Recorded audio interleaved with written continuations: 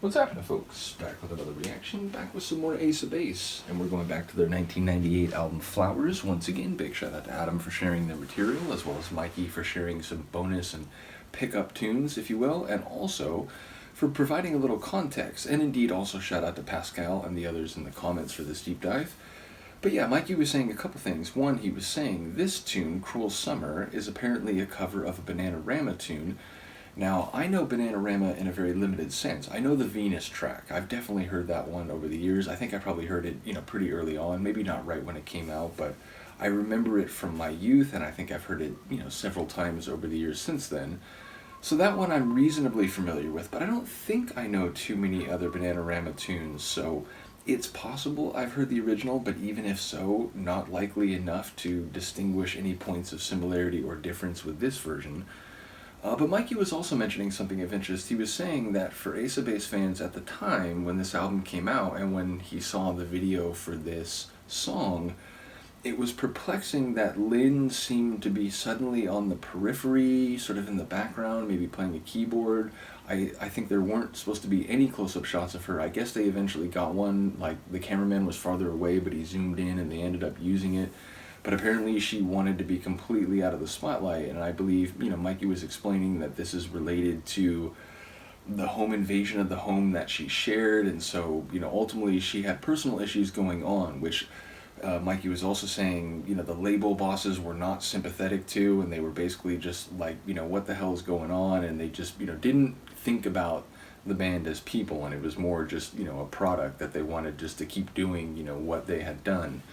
So, yeah, again, not only knowing a bit of the context behind the music, but also the way that a release would be perceived, where it's suddenly like, wait, like, what used to be a person who was sort of front and center is now suddenly, seemingly on the margins of the group, although, again, as I'm learning, this was in part related to her own wishes, that she didn't want to be in the spotlight. So, yeah, lots going on as I start going through this album in earnest, and ultimately, I did see, Mikey showed me a GIF of the music video where it showed the shot of Lynn very much not looking altogether happy and sort of in the background.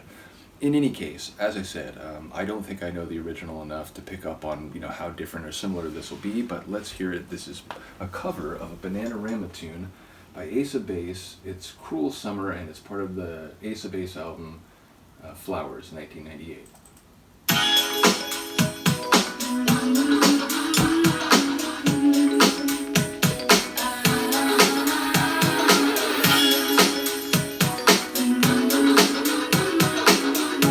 Xylophone in there.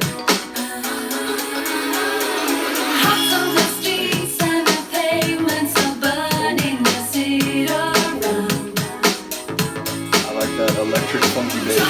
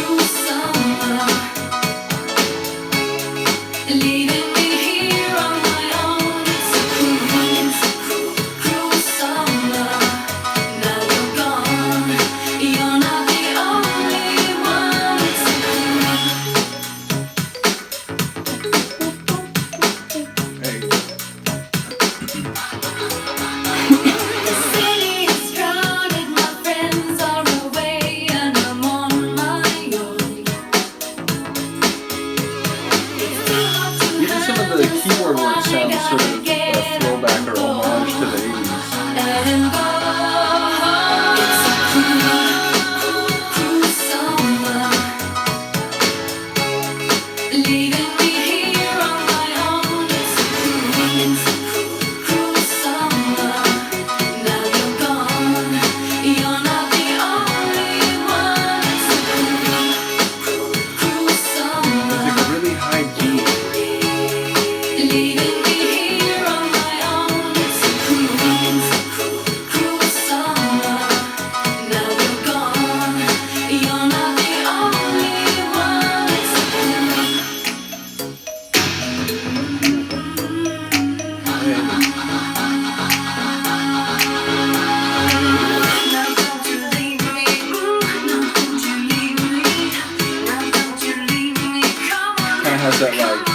80s dance R&B feel.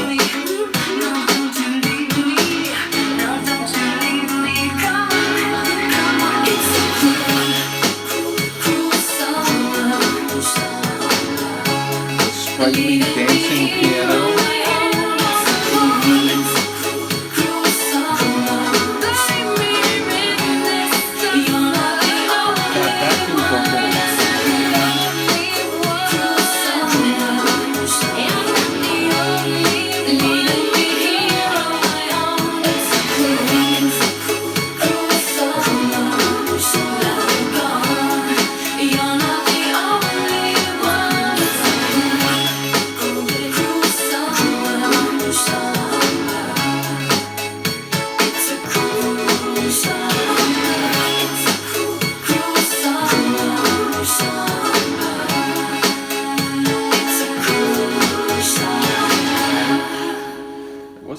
I thought for a second it was fading, but then I quickly realized the error.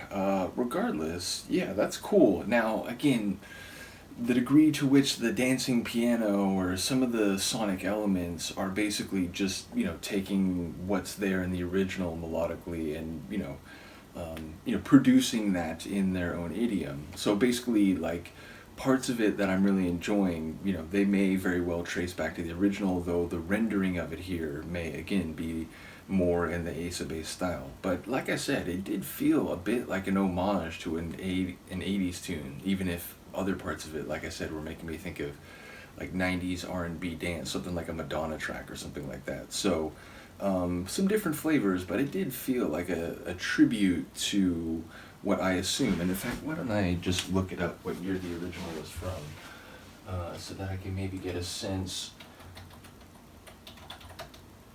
Bananarama. Cool. Summer. Okay, so this is from, is it from an album called Bananarama? Yeah, okay, so 84. It's the lead track from their 84 album, Bananarama, which is, I'm gonna guess that's their debut. Nope, it's not. That's their second album, which is always funny to me when a self-titled album comes later. And Erasure's like, what's up, bro? It's like our 7th album or something. Either way, yeah, so that's from 84. It does feel like there were parts of that sonically which were like paying tribute to where it came from. But like I said, number one, the electric, funky synth bass in particular really stood out to me. That high sort of almost like computer beeping type of rhythmic layer, I enjoyed that, like when it stood out, and I think at other points it's, it's supporting even if it doesn't stand out. The little xylophone bits I enjoyed. So yeah, again, not sure how much of that is a direct correlation or corresponding feature to the original, but yeah, definitely enjoyed this version. Curious to hear, what people think about it. I always wonder, because again, I enjoy covers, especially if it's a cover where I know the original and I also like the band covering it. But I know there's some people who feel like, at least on an album, it's kind of a weird thing. It's like, well, it's not really your song. But then, of course, people have entire cover albums, like, Duran's Thank You, or, the recent album, Dance Macabre. There's, like, 4 or 5 covers on it, so I know there's differing opinions. I'm down with it, even if, I don't necessarily know the original. In this case, it's a bit of ambiguity, but, yeah, I think it's cool, even if I know there are some mixed opinions. So, curious to hear what people have to say about this. Let me know what you think. I will see you next time. Peace.